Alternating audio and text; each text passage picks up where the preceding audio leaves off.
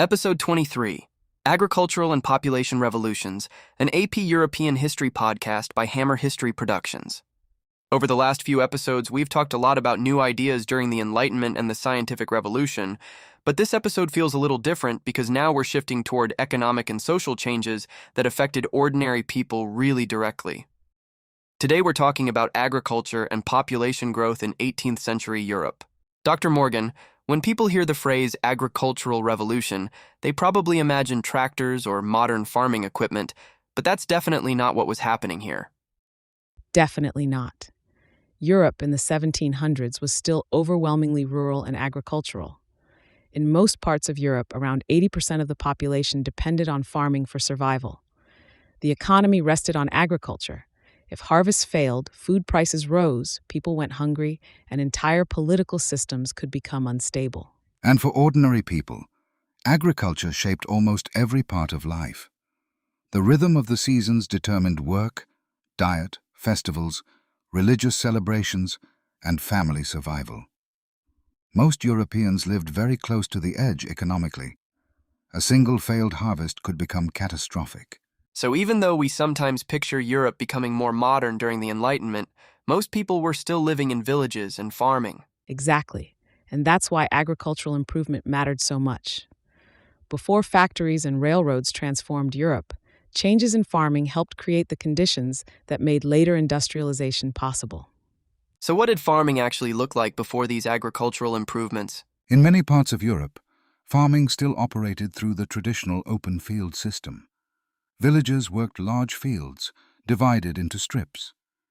Individual families might farm separate strips of land, but many agricultural decisions were made collectively by the village community. What kind of decisions? Things like when to plant, when to harvest, and which fields would remain fallow. A fallow field was land left unplanted for a season, so the soil could recover nutrients naturally. The problem was that this system was not especially efficient. Crop yields were very low by modern standards. In some areas, a farmer planting 1 bushel of wheat might only harvest 5 or 6 bushels in return. Today, the output would be dramatically higher. That sounds risky. It was. Climatic conditions regularly caused poor harvests. In many regions, severe crop failures happened every 8 or 9 years. When food supplies collapsed, famine followed. And famine in pre-modern Europe was terrifying. Entire villages could lose large portions of their population in just a year or two. To understand the mentalité of the period, we have to remember that hunger was not an abstract fear. It was a recurring reality. Was everyone just farming individually, or were there shared resources too? There were many shared resources. Villages often maintained commons, which were shared lands where people could graze animals, gather firewood, or collect berries and roots. Poor villagers depended heavily on these common rights. So losing access to commons could seriously hurt people. Absolutely. And honestly, Miles, some of that frustration should sound familiar from earlier in the course. Like the German Peasants' War? Exactly. Back in the 1520s, many German peasants were already protesting restrictions on traditional rights like hunting, fishing, gathering wood, and using common land. So there was already tension over who controlled resources in village life. Exactly. And in many communities, those shared resources were essential for survival. There was also a practice called gleaning, where poor women and children collected leftover grain after the harvest. So when later enclosure movements limited access to shared land in England, many ordinary villagers saw that as elites taking away protections and survival strategies, communities had depended on for generations. But even in relatively good years, peasants faced heavy taxes and rents. Governments and landlords extracted much of the agricultural surplus, and conditions were often harsher in Eastern Europe, where many peasants remained serfs legally tied to noble estates. So Europe still had major regional differences. Very much so. Western Europe was gradually moving toward more commercial agriculture, while Eastern Europe remained more dependent on serf labor and aristocratic control. The chapter starts talking about the Dutch Republic becoming a leader in agricultural innovation. Why there? One major reason was population density. The Dutch Republic was one of the most densely populated parts of Europe. That created pressure to maximize agricultural productivity. So more people forced farmers to become more efficient? Exactly. Historians, like economists, often look at incentives. The Dutch had limited land, growing cities, and strong commercial markets. Farmers who produced more efficiently could make substantial profits. Dutch agriculture was also closely connected to urban life. Amsterdam expanded dramatically during the 17th century. Growing cities created large food markets, which encouraged specialization. What do you mean by specialization? Different regions focused on producing specific agricultural goods rather than trying to grow everything locally.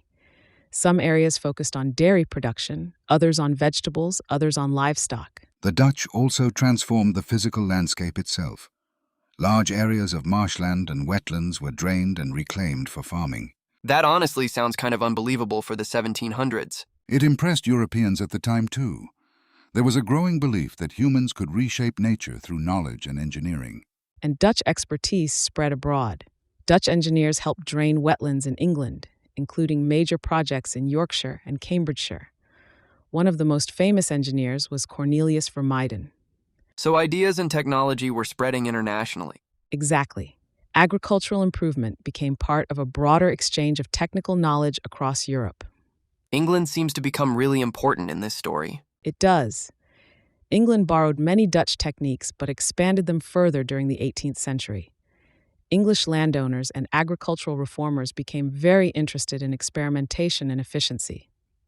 That feels connected to the scientific revolution and Enlightenment. It absolutely was. Enlightenment thinkers emphasized observation, experimentation, and empirical research. Those attitudes spread into agriculture. One important figure was Jethro Tull. He criticized traditional farming methods and tried to improve agricultural productivity scientifically. Is this the same Jethro Tull the band was named after? It is, actually. That's kind of amazing. Historical references show up in unexpected places. Tull promoted the use of horses instead of slower oxen for plowing, but he's best known for developing the seed drill. What made the seed drill important? Traditionally, farmers scattered seed by hand. The seed drill planted seeds at consistent depths and in organized rows. That reduced waste and improved yields. So this is one of those inventions that sounds simple but changes productivity a lot. Exactly. Agricultural revolutions are usually built from many smaller improvements accumulating over time. And not everyone immediately trusted these innovations. Farming traditions often existed for generations. Villagers could be suspicious of people experimenting with methods that might threaten the harvest. Which honestly makes sense if a failed harvest could mean starvation. Exactly. Innovation carried real risks. Another major improvement involved crop rotation. Traditionally, fields were often left fallow periodically to restore nutrients. But farmers in the Dutch Republic and England increasingly used crops like turnips and clover to replenish the soil. Why were turnips important? Turnips and clover restored nitrogen to the soil naturally while also providing animal feed. Farmers could keep more livestock alive during winter, which increased the amount of manure available for fertilizer. Did people at the time actually understand the chemistry behind that, or did they just know from experience that it worked? Mostly experience. Farmers did not fully understand modern chemistry or nitrogen cycles yet, but generations of observation taught them which methods improved yields. Enlightenment thinking encouraged people to experiment more systematically, even when they did not completely understand the science involved. So all these improvements connected together. Exactly.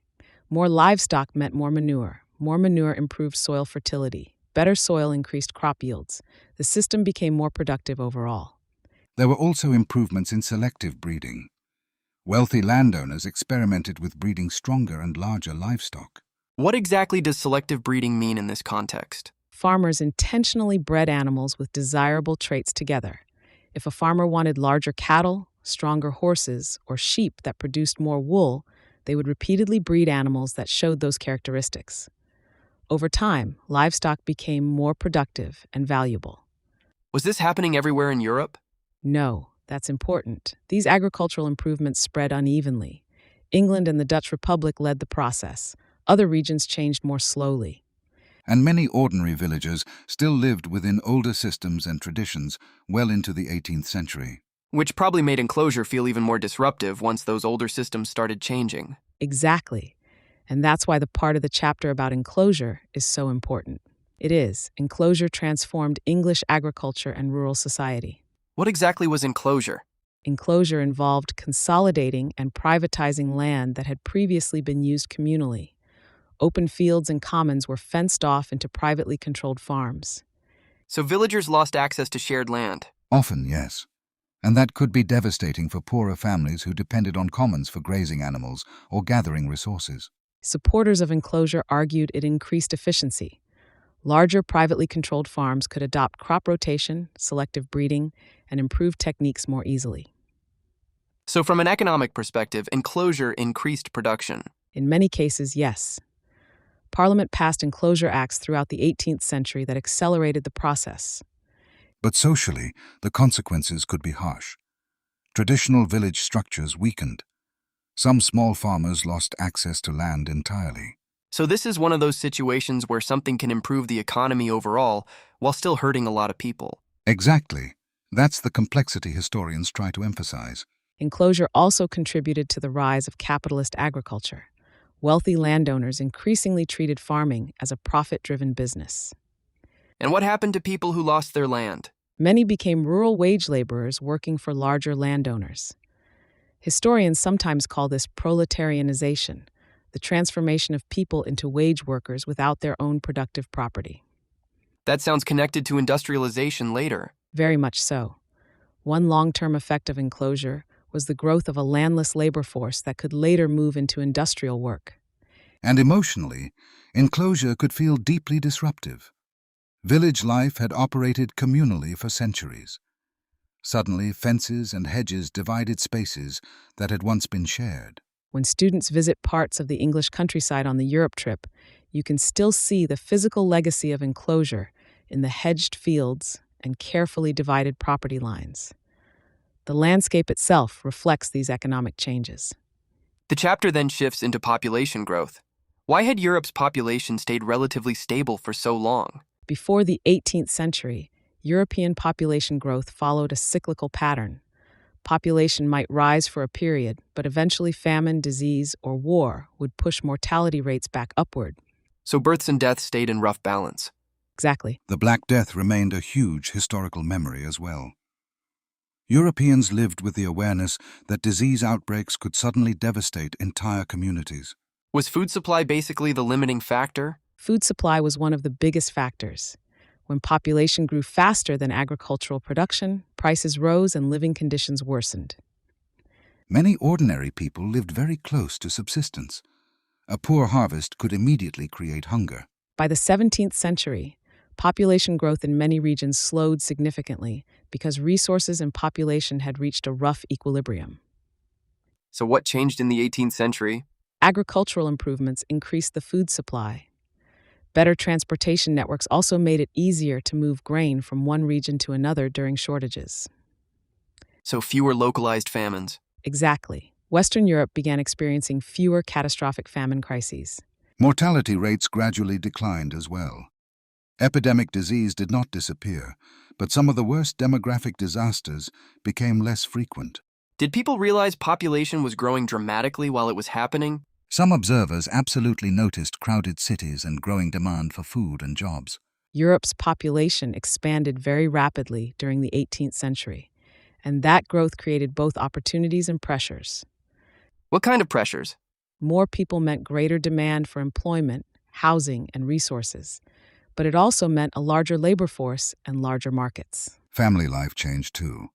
In some regions, earlier marriage became more common because economic conditions improved slightly. So better farming led to population growth, which then reshaped the economy. Exactly. These systems were deeply interconnected. It feels like we're getting really close to the Industrial Revolution now. We are. Agricultural improvement and population growth helped create many of the preconditions for industrialization. More food supported larger populations. Larger populations created bigger markets and more available workers. And enclosure displaced many rural people from traditional village economies into wage labor. So this is the beginning of Europe becoming more industrial and capitalist. It's an important transitional stage. Europe was still overwhelmingly rural in the 1700s, but the foundations of modern economic society were beginning to emerge. Today, we looked at how agricultural improvements increased food production and how population growth transformed Europe during the 18th century. We talked about Dutch and English agricultural innovation, enclosure, changing village life, and the demographic expansion that helped lay the foundation for industrialization. Next episode, we'll examine the growth of rural industry, new economic ideas, and the role colonial markets played in Europe's development. Thanks for listening to The Once and Future Present, an AP European History podcast by Hammer History Productions.